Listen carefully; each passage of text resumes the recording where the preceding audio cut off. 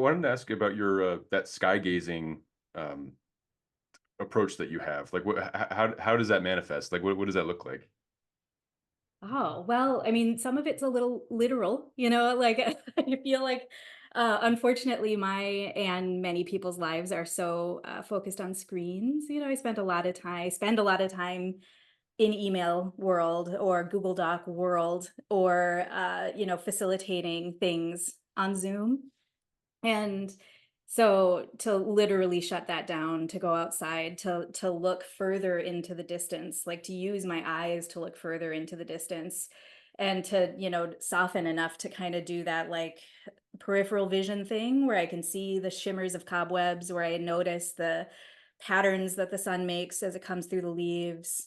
This time of year, autumn is my favorite because we have just brilliant color in our trees in the Twin Cities always. And you get, I end up just feeling really anointed by something divine or numinous when I walk through the neighborhoods. And I live right in South Minneapolis, and even here, surrounded by trees.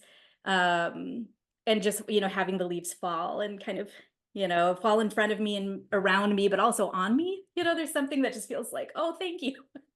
Thank you for reminding me that I'm part of this much bigger thing. It just feels like a visceral sense of interbeing, and I feel that so much more easily with trees and animals than I do with people. So for me, it's really, it's a stretch and it's a practice to feel like I can kind of come closer to other human beings, but coming closer to other elements of the natural landscape feels a lot easier for me. And so that's a way that I can just both relax, but also stretch those muscles and build them a little bit. But yeah, there's another piece of it that's about kind of cultural landscape, which is very peopled, and the way that I am noticing more and more, especially through writing and art as I explore that process, but also through being a priest, being a priest in training and holding the container for religious or spiritual care during times like these. That one of the main ways that I feel whole and well is to kind of encounter the complexity of this other the world and all other beings, all the other people specifically, through the long arc of cultural landscape. So that, I'm on the Mississippi River and there's just this ancient history right there and this ever flowing kind of present newness too right there. And in Minnesota is the source of the Mississippi, and so I can actually visit that and actually experience, oh wow, so here's this millions of years old uh way a way of moving, a way of water that is also fully present and never, never the same. And entering kind of present life, daily life, the minutia of things I have to deal with, like administrative stuff at the temple or whatever, through the long arc or the kind of deep time view of cultural landscape or landscape, and then approaching culture can really can really help. you know? Yeah, yeah.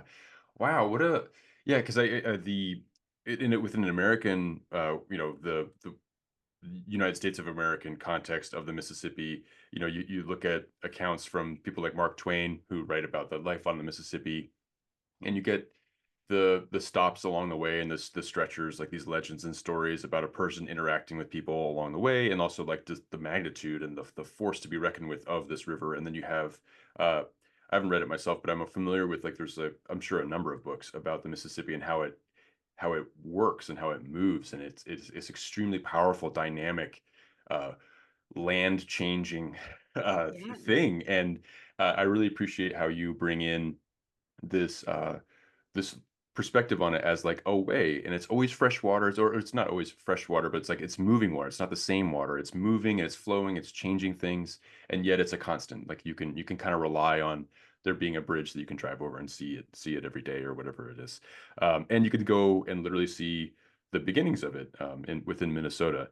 I really appreciate that. And also too, just to go back a little bit, when you were talking about that autumnal experience that you have, there's something about, when you're in summer and you're under the shade of a tree enjoying whatever it is, you don't like I don't often think of the shade as being something that I'm engaging with the tree on. Like it kind of feels like it's just something to be experienced by the nature of just sitting under a tree. But when a leaf falls on your shoulder, it kind of feels like it's tapping you on and being like, "Hey, so hi." Yeah, like I'm, I am, I'm connecting with you. You make contact. There's like some sort of like Yeah. connection that happens.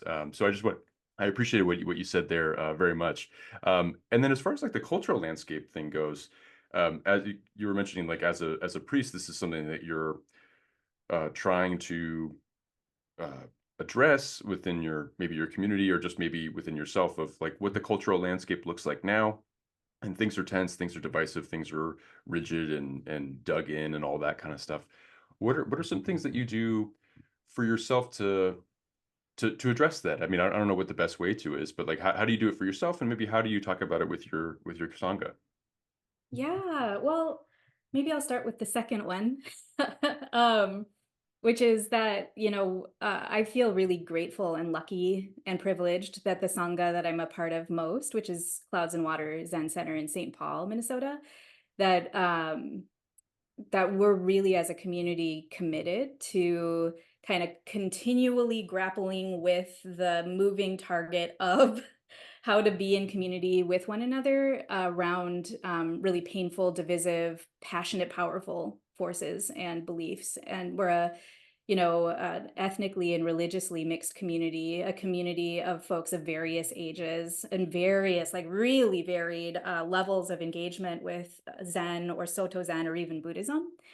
And lots of folks who consider themselves Jewish and Buddhist or Christian and Buddhist, or who found their way into Buddhism through Christian mysticism or, like that kind of thing. So we're this, a really good example of a non-residential Soto Zen Buddhist community, a convert community in this tradition in the United States. And as a convert community, we are like so many in North America, historically predominantly white institution and historically predominantly highly educated and able-bodied men running and building this institution. And not for a while now. There have been women leading in positions of leadership for a good long while now. And I mean, the Clouds is over 30 years old, but I would say in kind of rotating leadership, there have been women for the last 20 or so years. And but we still, like any institution in the United States, have to constantly grapple with institutional greed, hate, and delusion. And what that means, like practically, systems of oppression, systemic realities. And so there are, we do land acknowledgments. We talk about our presence on the traditional and contemporary lands of the Dakota and Anishinaabe people. Um, and we try really hard as a group of priests in training and Dharma transmitted priests and teachers, lay transmitted folk.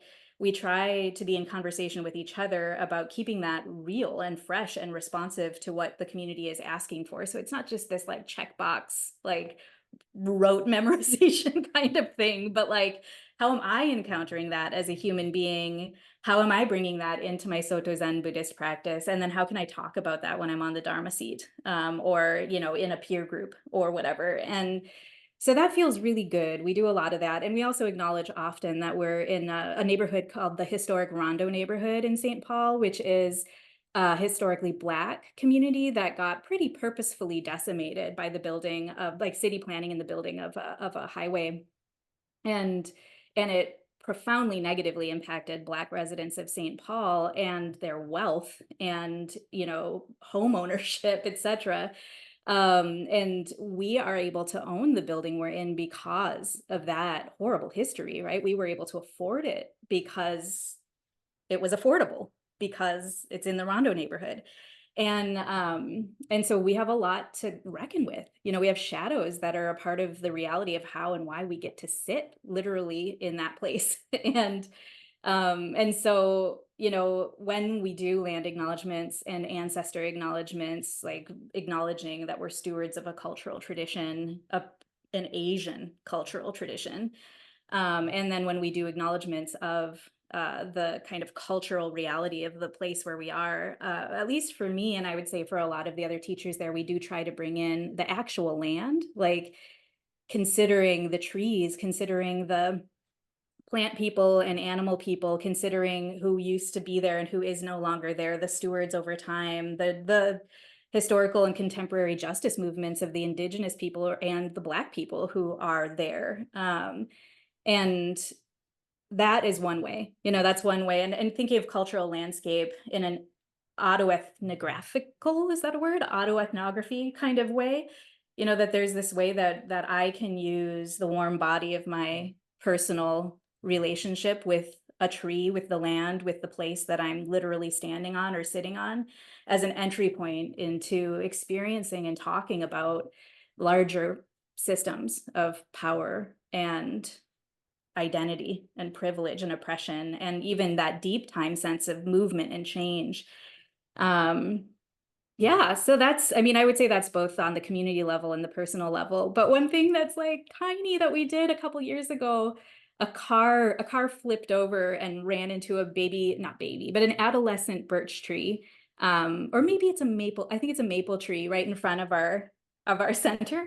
And I talked to a friend who's an arborist and said, "Oh no, like all of the bark is gone down to these like bottom layers. Like it seems structurally sound, and but what is going to happen?" And he said, "No, well, it's going to die." Like it's going to die, and there's not much you can do about it, but just like give it some love and care and allow it to die. And then when it does, call the city and have them cut it down. Um, but we as a community, you know, gathered and circumambulated the tree and chanted for the tree, and it is still alive. It is still alive, and it shouldn't be. And the part of me, the very South Asian part of me that unapologetically believes in the shamanic and magical elements of what we do as Buddhists is like, yeah, yeah, we interacted with that tree and with its roots and with its skin and with all of the, flora and fauna around it, the other trees, asking them to support. And, it can't have had anything but a positive impact. So, Yeah. Wow, how what a remarkable and beautiful thing to have done, and then to know that there's some nurturing that came out of it, right? Like the tree has in some way felt nourished to the point where it's not giving up, right? And I think that there have been studies where, you cut like let's say an apple or something in half, and you put it on the different rooms maybe, and you talk very gently to one half of it in another room, and then in another room you say mean things or whatever it is. yeah, And the one that received all the mean treatment has begun biodegrading faster than the other one, right? Like yeah. there's still cells in there. There's still cells that can resonate and have that resonance. But even still, so I really appreciate what you and your community did to sustain this tree that is a part of your community, and recognizing that. And when you were going about that circumambulation and the calling upon other trees to help, and just like this feeling that you all shared as a community for something that is a living being in your midst, uh was there's this feeling of like, well, maybe we can save this, or was it kind of more of an honoring and kind of a hand holding upon like in a hospice situation? Was that like mentally what was going on? And just because I was curious, like if there was like a hope that this could bring it back, or if there was something more of like just a recognition of what is quite likely to happen. I don't know. I can only speak for me. I think it was a little bit of both, kind of a like, it's okay, you get to die and we'll hold you and honor you as you do. Because I think that's really important, like Buddhism is a very grave religion in the sense of like caring a lot for death and for dying, and kind of developing good manners with the big God that is death. And in that way, kind of a hospicey feel, and or a chaplainy kind of feel. But then I would say for me also there was a hope, like, hey, we don't know. We don't know what will happen here. And if I'm remembering correctly, if anybody from Clouds ever watches this or listens to this, they'll be like, "Oh, Minna Jinzu was wrong." But I think that maybe the ceremony took place at or on the same time that we reopened the temple, after the kind of bulk of quarantine and was, kind of COVID related quarantine was lifting. I don't want to say that COVID is over because it's not, but that when our community decided, hey, we're going to reopen our doors and meet in person again, we did ceremony to reopen the temple. And I think that at the same time might have been when we circumambulated and chanted with and for the tree. And so I think there might have been some of that feeling too, this sort of like, this has been horrifying, and will continue to be horrifying. There's so much grief, there's so much death. And like, here we are, and we're gathering and we're opening the eyes, opening the doors again, and we'll see what happens. We'll Mhm. see what happens. So many nonprofits didn't make it through, and we did, which is amazing.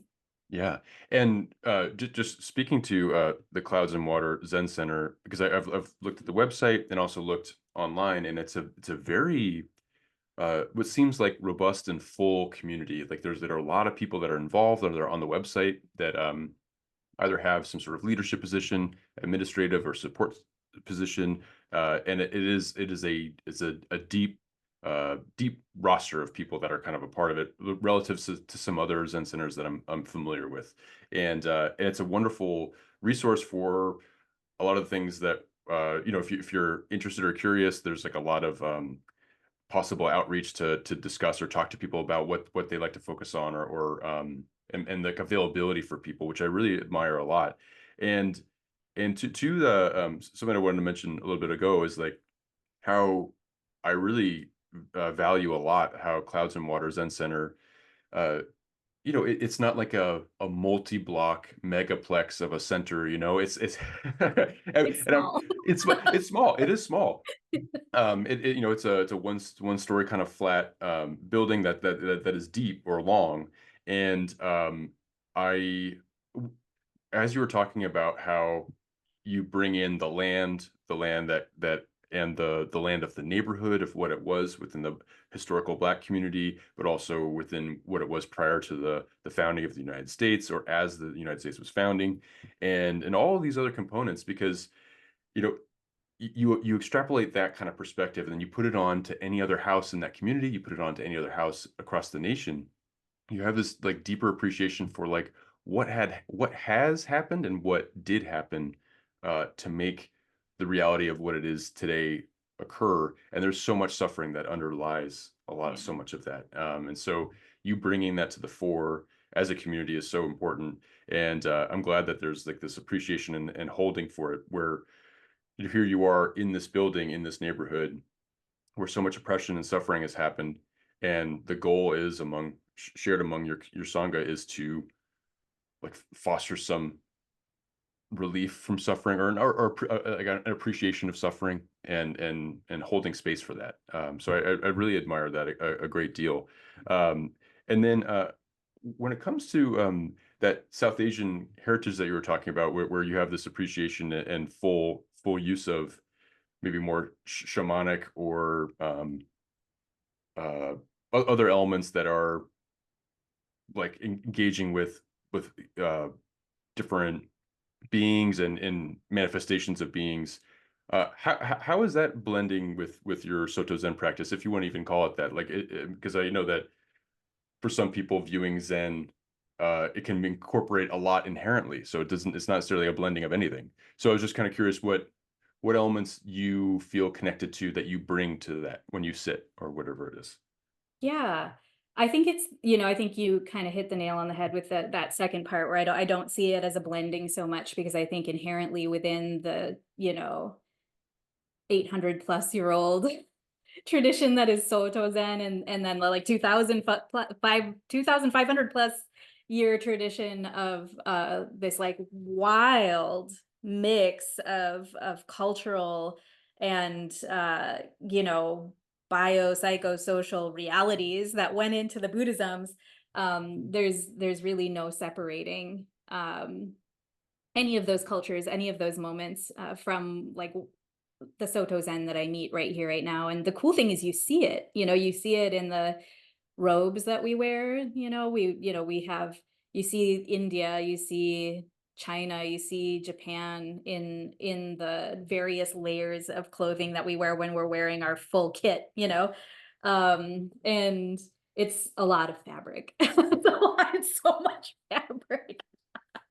And even within that, there's like so much to explore, right? Like our the kesa, which is the bath sheet like look bath sheet bed sheet like looking rectangle is has like thousands and thousands of hand stitched stitches for Sōtō Zen. Not all Buddhisms do that, and there's this like rich symbolism of the rice paddy, the rice field within that. And we say in our robe chant before we put on, either our short little abbreviated version or the big version, we say wrapping ourselves in Buddha's teaching or wrapping ourselves in the Tathagata's teaching. And I literally feel that. I think many people literally feel that. But I feel when I put on the rakusu, the abbreviated kesa, but also the okesa, um, like, wow, I do feel like I'm wrapping myself in thousands of years of hands and hearts and minds and bodies that have cared so much about continuing to encounter suffering and the reality of suffering and delusion and like what the heck causes that. How do we release that and be kinder to ourselves and each other. So when I put on the okesa, I really do. I feel both protected, like there's this sort of sense of armor, but not in a like military sense, but more in this like, oh, like I'm actually putting on I'm putting on this like ancient tradition of teachings, and I'm both holding myself accountable to it and therefore protecting others from me.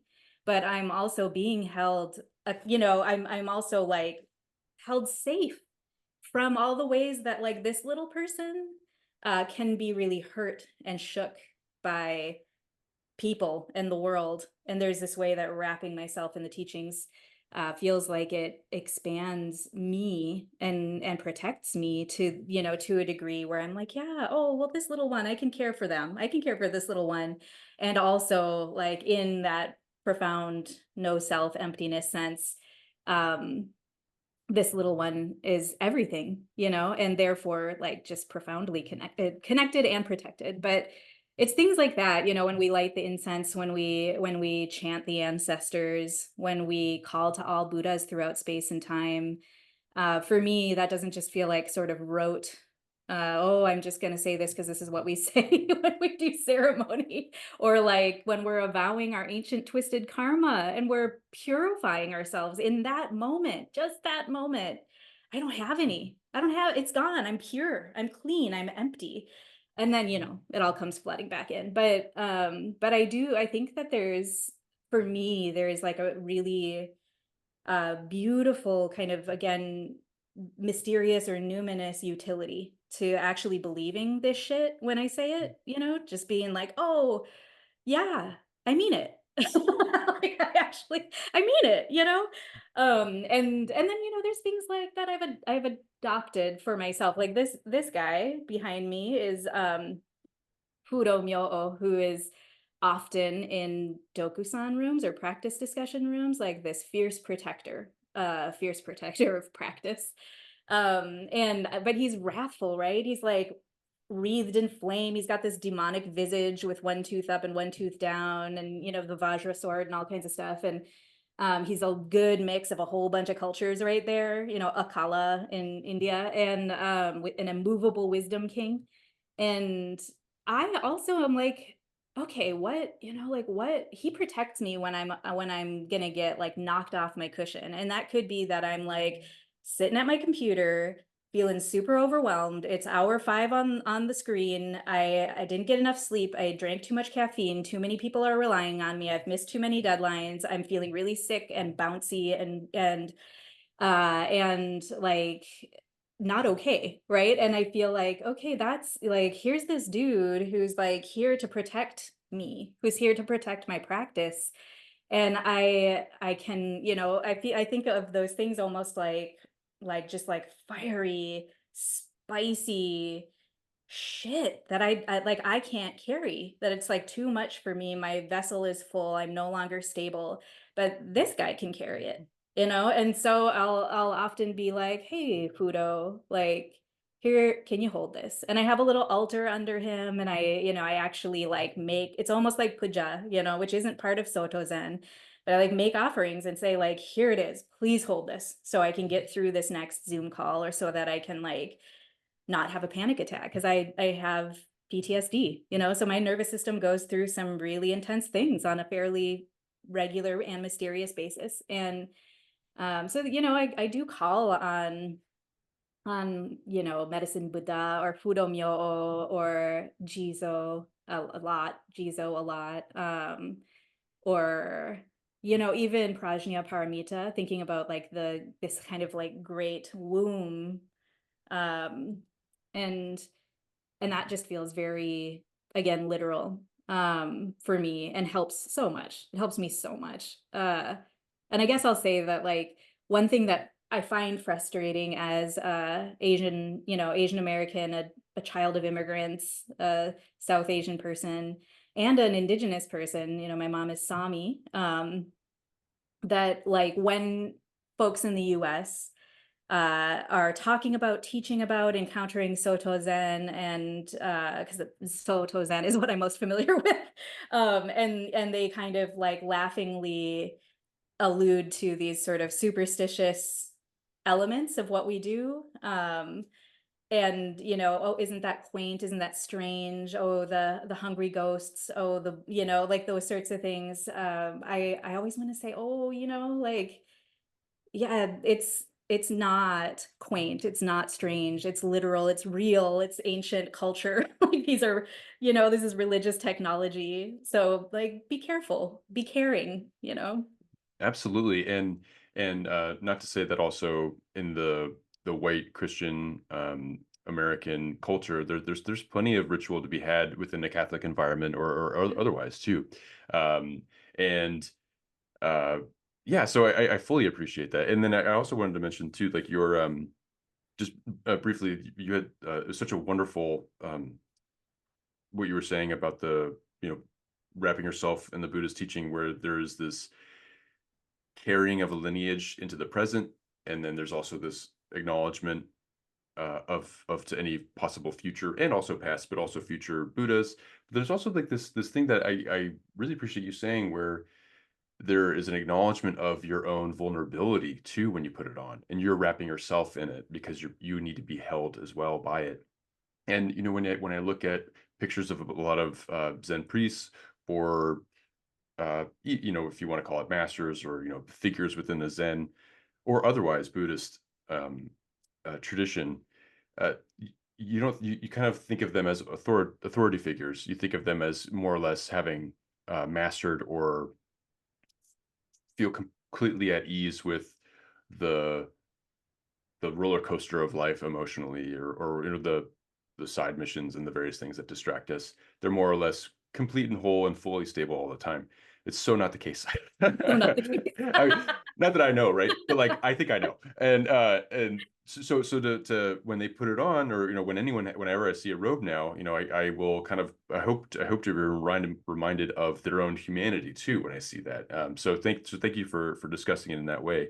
And then absolutely, so I have a Soto Zen practice. It's relatively new, but I have incorporated elements of Vajrayana. I've incorporated, my wife grew up in a Hindu household. I've incorporated elements of that into my life, and I have a past with a Catholic upbringing, and certain figures, certain things uh, give me have more resonance, on a given day.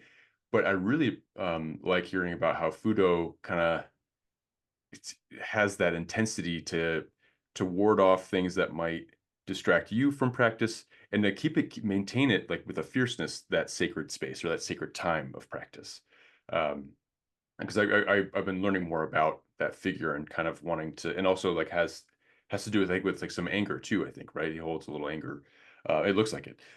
And yeah, so incorporating elements of different things into your life, and that's that spirit dimension, however you want to call it, that supernatural dimension, that mystical, magical, uh, element is very much fully incorporated into a Soto Zen way of going about things. It is. And was Soto Zen from the get your introduction and long-term commitment, or did you kind of explore other types of Buddhisms or other faith traditions as you were shaping this path? Yeah.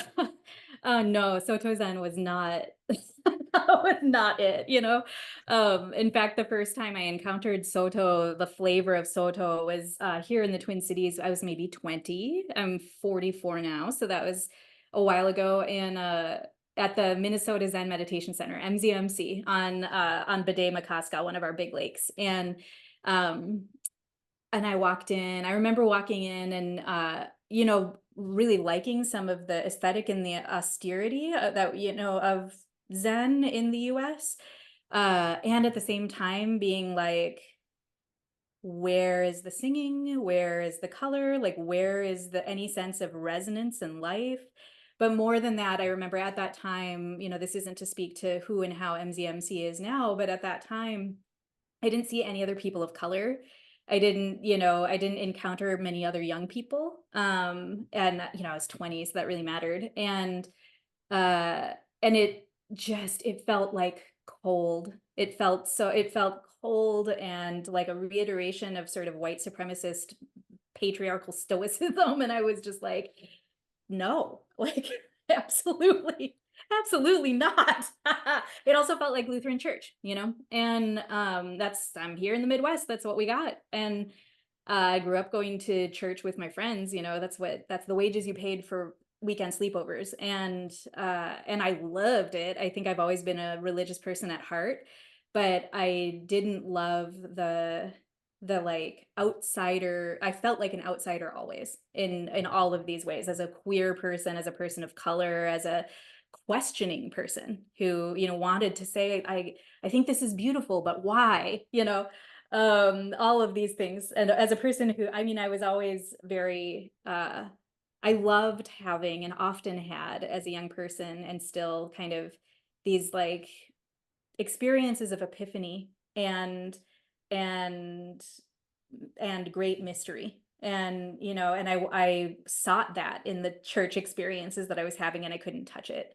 But I saw it there, and I saw it more. And I wasn't raised Catholic, and don't have a lot of connection to the Catholic religion or faith, but I saw it more there, in the ritual, in the in the beautiful magic, the beautiful magic of like Christ actually feeding his people, Um, so all of that is to say, when I first encountered Soto Zen 20 plus years ago, I was like, nope, not for me, super boring, don't like it. Um, but like I knew, even as a little being, like a little, I don't know, 6 or 7 year old, that I wanted to have a spiritual life. And I was pretty, I said it a lot, I would tell people that a lot. And I think my only context when I was little was Christian context. So I would say, like, one day I'm going to be married to God.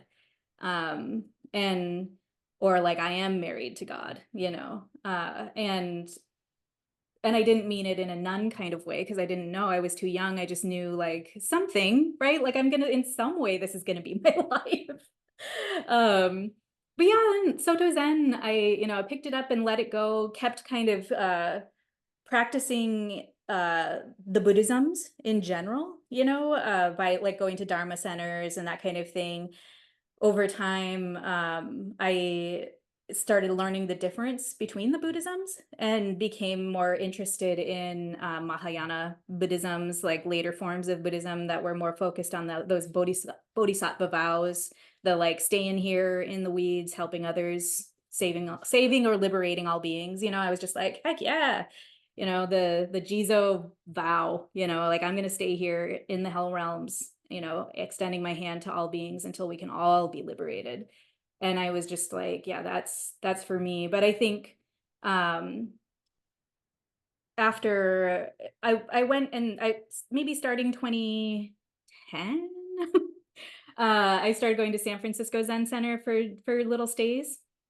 And then, in 2016, after Trump won, I was like flattened. It was just, I was personally flattened by that, and experienced some really painful things in my communities. And so I applied for the spring ongo, the practice period at Green Gulch, and there in Marin, and went, and I because I knew that the person who was leading it was a teacher, the teacher that I had worked with the most, and that my at that time spouse had worked with the most. And yeah, went for the spring practice period, and for that 3 months lived there, and then just stayed for several years, and did more practice periods as a resident at Green Gulch and Tassajara.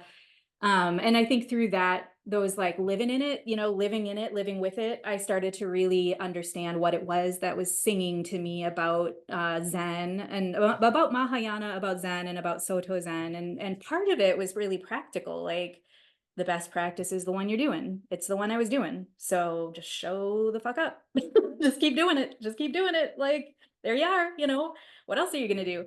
And like, especially when you live in residence, the schedule is your teacher, you just show up, and it's like a really burly schedule for a lot of it was for me because of the roles I had, like as an attendant to the abbot or this or that. And so a lot of the time it'd be like 3:50 in the morning till 10 something at night, and very like no breaks. um but I also started clarifying, like, oh, it is what it is the no self teachings, the emptiness teachings that are such potent medicine for me. And I also think really potent poison. Like, I think that they can be really, really dangerous, and need to be cared for and carefully offered and carefully held with students. And thankfully, I had and was having lots of therapy at the time, and still am. Like, everyone I believe all the time should be in therapy, but especially folks who are like, I'm gonna be a spiritual leader, Whoa. Um, and for me, no self teachings allowed me to uh walk walk into the terrain of internalized oppression and self-hate in a way that other teachings couldn't. That like the no self teachings allowed me to confront that there's no Jinzu underneath that was ever pure and whole and unassailable, that I somehow destroyed, or that was destroyed by society or the ways that I was treated.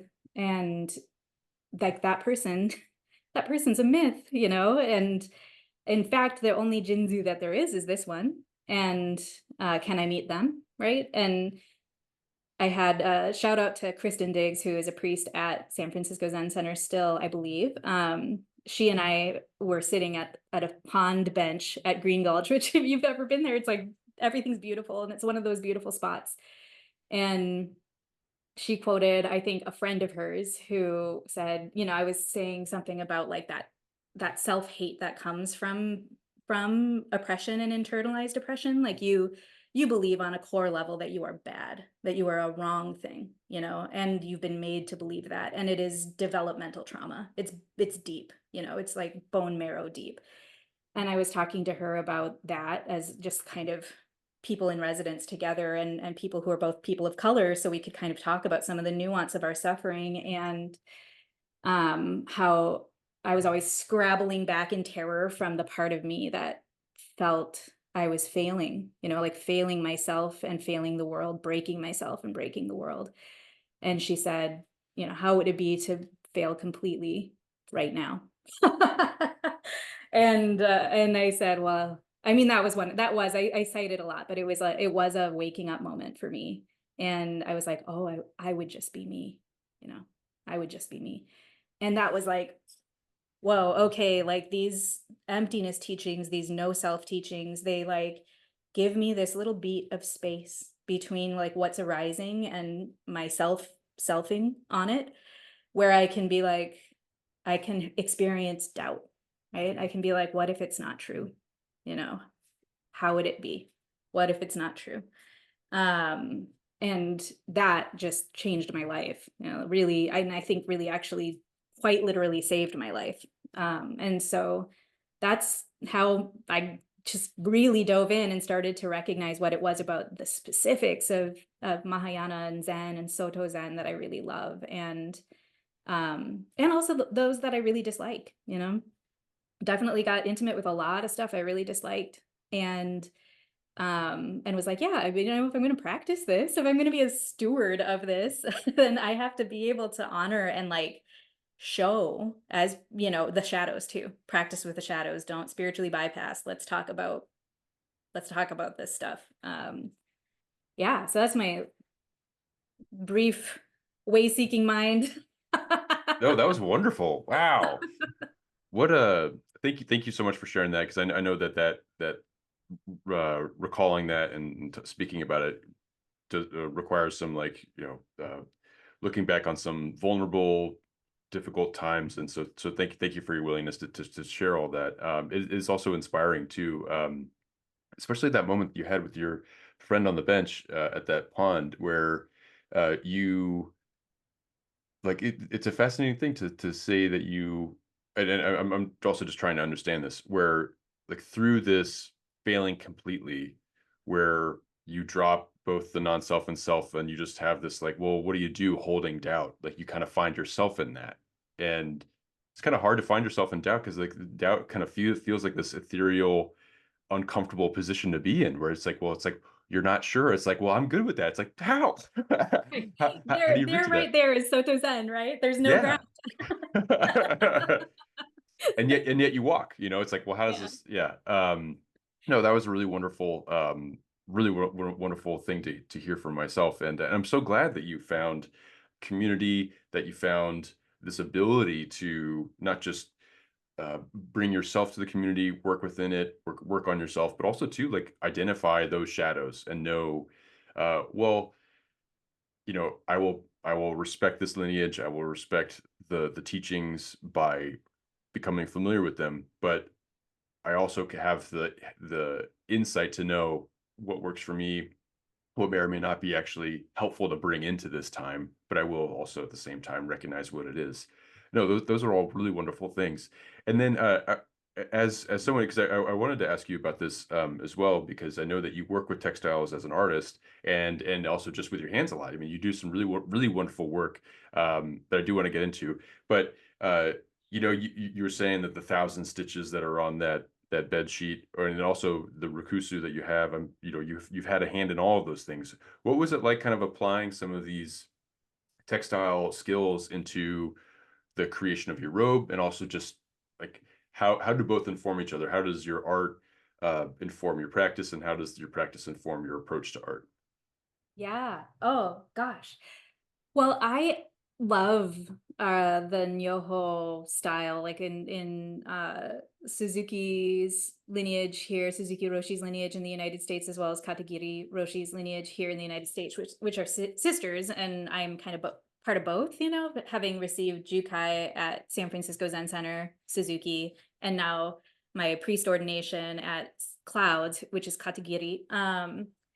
They both sew, right? And some people are like, oh, come on, how precious, like why? Or, like, oh, that the preciousness, the piousness, and I get that too. Like there's something very beautiful about being given a robe and like honoring somebody's great vow without asking them to like prove it through hard labor.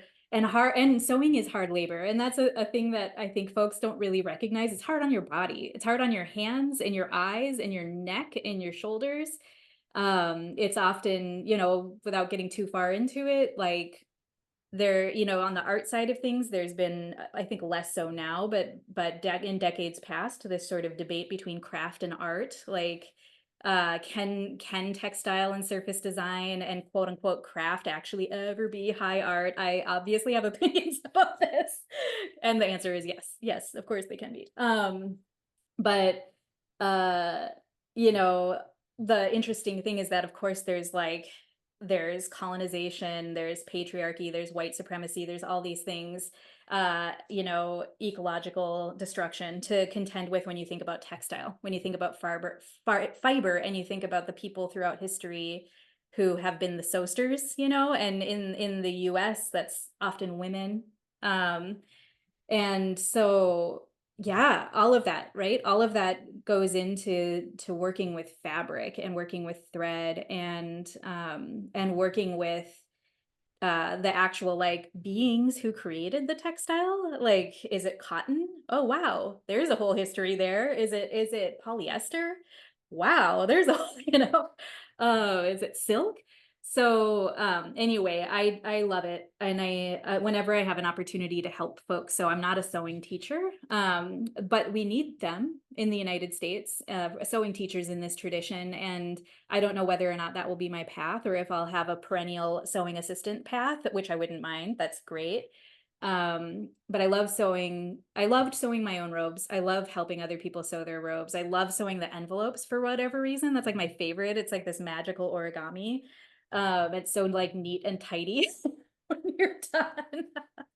um, but yeah, I've been engaged in an autoethnography, creative nonfiction, personal essay project, and a lot of what I've been writing about is my experiences developing on this path and encountering internalized oppression, and then experiencing moving back to the Twin Cities just in time for COVID and right before George Floyd was murdered, and so all these things kind of combining.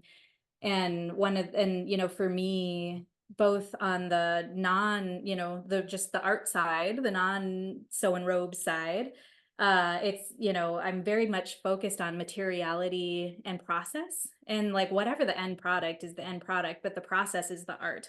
And and I would say that similarly with sewing a robe, like it's a practice. The whole point is that it's a practice, and with each stitch we take refuge, and so when I first sewed my rakusu, the blue one, my lei rakusu at Green Gulch, I was like stumped by this idea of refuge. It was extremely emotional. I think there was literal blood, sweat, and tears in that rakusu because I was just like, I'm saying I take refuge in Buddha, but I don't know what it feels like to take refuge. What the heck is refuge? Where have I found that?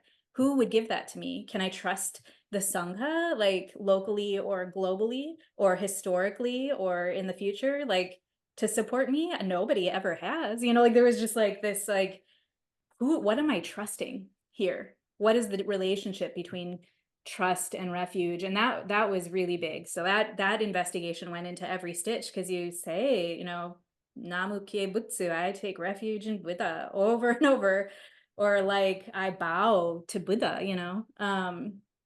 So yeah, I think that there's just like infinite richness in the practice of sewing robes, and we're lucky here in the Twin Cities to have a sewing teacher who kind of a pan sangha sewing teacher who's so into it and wants to share these stories and the ceremonies that go along with it and like reinvigorate sewing practice as practice.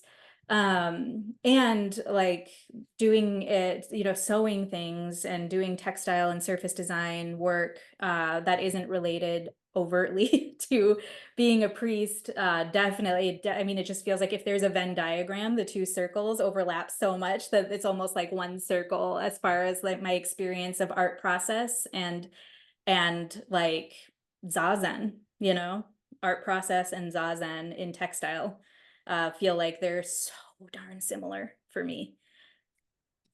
That's amazing. Well, I very much value especially how you kind of summarized at the end there, where you can see the practice elements in the sewing, especially when it comes to sewing within a Sōtō Zen um, approach, where with every stitch you're taking refuge, and then also too with like the art isn't necessarily just in the final product. The art is in the making of the product, and how that Venn diagram is so tight on top of each other.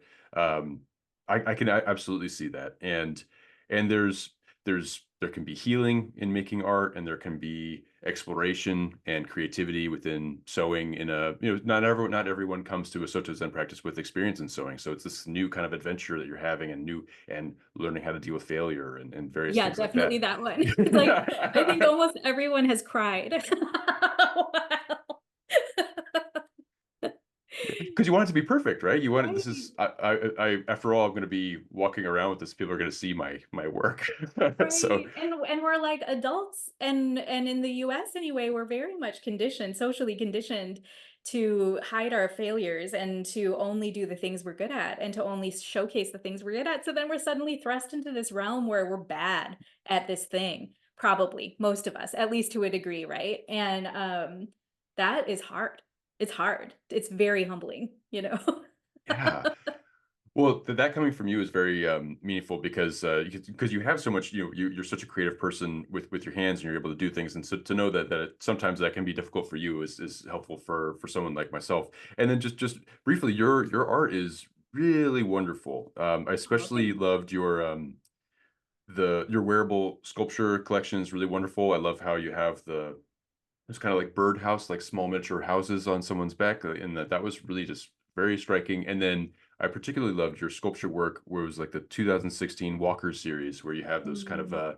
bent wood, and you kind of make these really unique uh, beings or creatures out of it. It's just really really cool. And you work sometimes with cyanotypes. I don't know if I'm saying that exactly correctly.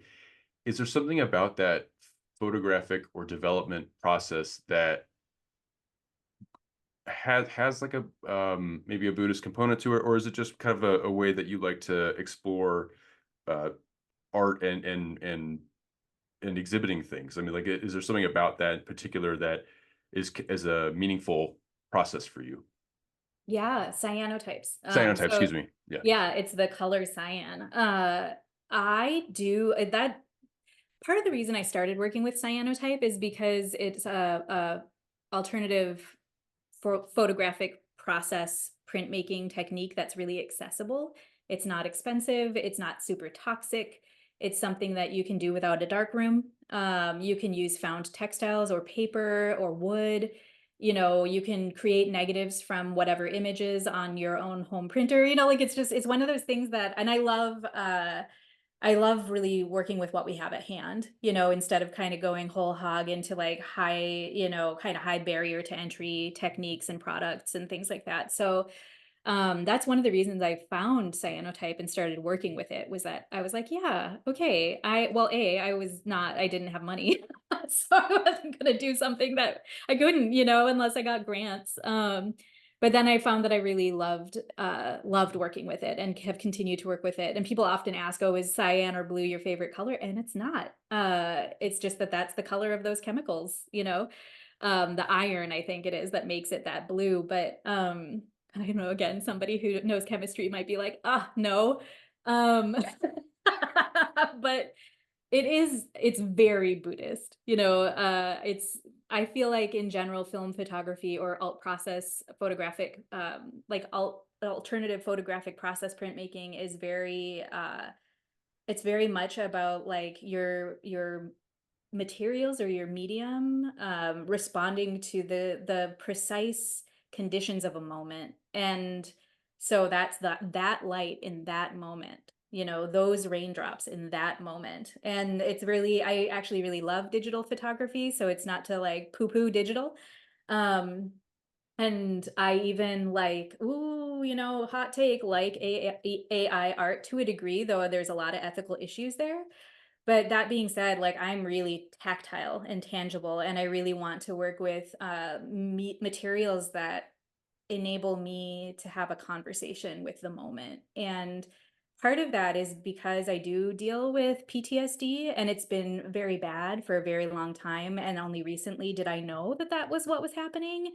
And again, thank goodness for therapy. You know, I feel like the last 4 years I've been incredibly privileged through like COVID era Medicaid to have access to culturally relevant therapeutic care. And I realized, oh, I spent the majority of my life up until my early 40s, like clinically dissociated, you know? And so, and that's scary. You know, it's like really, it's scary and it's full of a lot of grief to be like, oh my goodness, I wasn't there.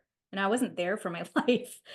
And I have a really bad memory and, you know, like kind of all the textbook things. And so I really struggle be present in the moment. I'm one of those people who flies out of my body really quickly and gets caught in those time loops, like kind of Mobius strip time loops of PTSD. Um, so I always have looked for ways very intuitively to get here, to be here now. And I need help, I need help getting here. I'm not like grounded and contained easily. I used to describe living in a body as being the whole entire cosmos poured into a pair of jeans that were too small and backwards. Like I don't fit. I don't fit in a body. I don't fit in incarnation, and it's hard. And so I think cyanotype and photographic process printmaking does that for me. It, instead of being like a crutch or a barrier between me and a moment, it asks that I enter the conversation of the moment. And cyanotype is so cool because it really, you're capturing the artifact that is that light in that moment, reflecting in those ways or those shadows or that kind of thing. Um, and I think that, like, there's something appealing in the sense of the part of me, the very human part of me that doesn't like impermanence and is like, how about not? How about we capture the moments and keep them forever? But it's like making and selling art means you don't get to keep it. You don't get to keep it. You like make it and offer it to the world. And then like maybe it ends up in somebody's basement. Who knows? Um, but it does, it like lengthens the amount of time and the sort of engagement in the process of getting present so that I actually can show up, because otherwise it all moves too fast and I'm like something has happened and I wasn't there and it's already over and gone. So and I there was an artist who I have a essay that was published last year in About Place Journal, and the essay was in an issue called On River, or about, yeah, on rivers, About Place Journal on rivers.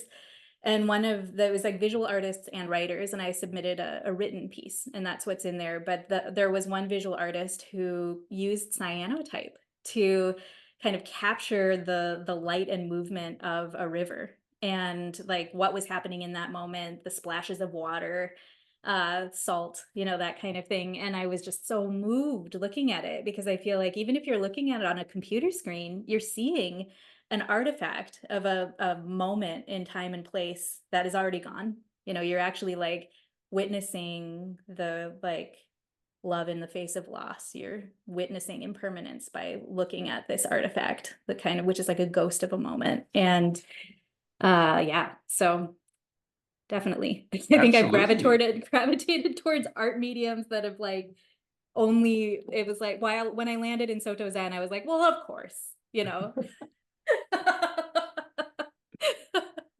Wow. Yeah, no, that makes a lot of sense. And thank you for speaking with me about your process and what you like to work with, because yeah, like you could absolutely see some similarities between the approach of Soto Zen and the work that you do, but also too, I mean, like your own grappling with impermanence, because it's so hard, right? I mean, It's really hard. you make something you're proud of, and then to make more, you have to let go of it, or also you let go of the control of how it's viewed. Like you can be very proud of it, hand it over to a gallery or whatever it is, and then it gets critiqued, and then it gets picked and pulled and assessed and all that, and you're like, well, does it deserve that? I mean, I mean, what, I like it, and no, so thank you for discussing that. And I know we're at time. I just had one quick two-part question. One is like, I know that you are an artist, an author, and you have a lot of wonderful things going.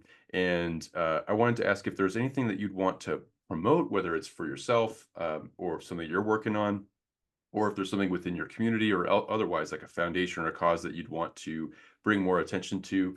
And then separately, what's some advice that you would have wanted to have heard, that you'd like to give to somebody along the Buddhist path at any point? What would be something that you would have wanted to have heard as you were walking the path yourself? Yeah. Well, as far as there are bodies of work and bodies of writing that I'm working on right now, but they're not about to come to light. So I'm not going to point to those. But as far as work in communities and foundations, that sort of thing, I guess I would just say, right now it's what, October 15th, 2024. We're edging closer to a major election, and we're in the continuing midst of an endemic of COVID, and also an ongoing, geopolitical situation in the Levant. And I guess what I would ask people to do, whatever your political persuasions, whatever your personal identities and sensibilities, to like engage, to turn towards it and engage. And that doesn't mean figuring out what the right thing is or the wrong thing is, but just doing the work, whether you find the support to do that in Sōtō Zen or Buddhism or mindfulness or something else altogether, sky gazing community, to like stabilize your own vessel so that the intensity of this moment can flow through without pushing you around too much, so that you can stay with it, and that doesn't mean not taking breaks, because we have to enjoy things along the way and enjoy our lives. But I just really want people to feel empowered, however much they don't know and however confused they might be about the quote unquote right way to think or the right way to speak or the right thing to do. There is no such thing. And, I certainly have strong opinions, but it's not about sharing my opinions. It's more about like, hey, like, you get to be present, you get to turn towards it, you get to stay engaged, you get to make mistakes and like turn back towards it and keep being engaged. So I hope that people will, I hope they'll engage with the small and big elections coming up in whatever way feels right. I'm not also not telling people to vote, because for some people there's a real strong reason not to. And stay engaged with what's happening in Lebanon and Gaza. Stay engaged with what's happening with like the people whose health is vulnerable in your community, as COVID continues to spike again this fall. I'm a person who has long COVID. I'm a person who wears masks everywhere, and I have to watch community transmission rates, etc. So that's what I would say. Care for your own well-being such that you can show up for your community right now. Um, and hopefully Sōtō Zen Buddhism or mindfulness or something like it can like nourish you so you can. Um, yeah, and then the second part, what was the second part? It was like advice that you'd want to Oh, give. Yeah, what yeah. advice? I guess my main advice would be uh to listen, to like really listen to the like inner wisdom and inner clarity within you when it says that a place or a teacher or a community or a context doesn't feel right. And what I mean by that is that it takes a long time to build the kind of trust that you need between a student and a teacher for that teacher to really push you out of your comfort zone in a healthy way. So take time, slow down, get to know them slowly, allow them to get to know you slowly, build trust. And like it's okay to do that. And I think that when we join Buddhist communities, and I'll speak to Buddhist communities because that's where I'm living, it can feel like there's like this imperative to have instant intimacy with the other people in the community and with your teacher. It can feel like there's this sudden and deep wish to just dive in whole hog.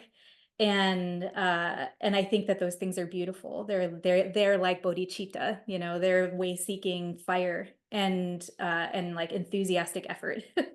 And slow down, build trust, because we Buddhists, and I can speak as a priest in training, we can cause a lot of harm without meaning to. And it's really important that teachers take the time to build trust with their students and with their sanghas. And it's really important that students feel empowered to slow down and ask hard questions. So Thank you. Wow.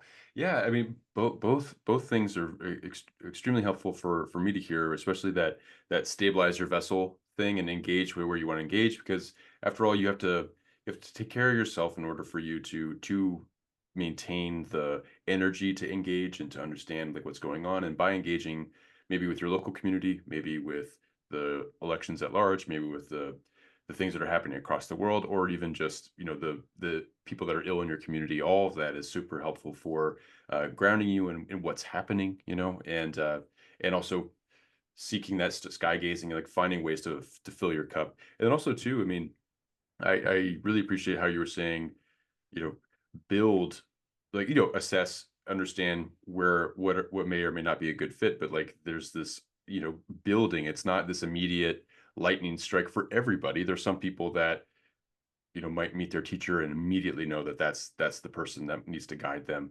or a community that is fits like a glove. I really hope that that happens for a lot of people, but I don't know if it always does. And so that building, that slow trust that's on both parties or multiple parties coming together at once is very valuable to hear.